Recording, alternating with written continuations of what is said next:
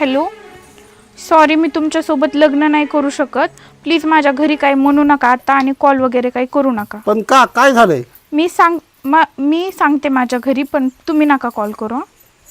Okay. हां.